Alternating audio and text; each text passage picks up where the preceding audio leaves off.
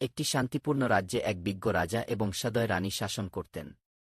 হঠাৎ করে পাহাড় থেকে একটি ভয়ঙ্কর দৈত্য আক্রমণ করল। দৈত্যটি ছিল বিশাল এবং ভয়ঙ্কর, তার পথে যা কিছু ছিল সবকিছু ধ্বংস করতে প্রস্তুত।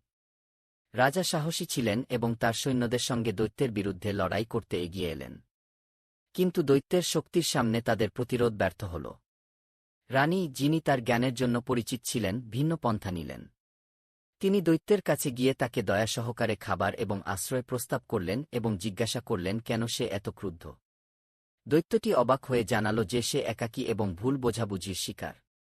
রানী প্রতিশ্রুতি দিলেন যে তিনি দৈত্যকে রাজ্যের মধ্যে একটি স্থান খুঁজে দেবেন যেখানে সে শান্তিতে বসবাস করতে পারবে। রানীর এই দয়ালু আচরণে দৈত্যটি তার আক্রমণ বন্ধ করতে সম্মত হল। রাজা দৈত্যের পরিবর্তন দেখে তাকে রাজকীয় প্রহরী হিসেবে নিযোগ দিলেন। দৈত্য, রাজা এবং রানীর দয়ার প্রতি কৃতজ্ঞ, রাজ্যের সবচেয়ে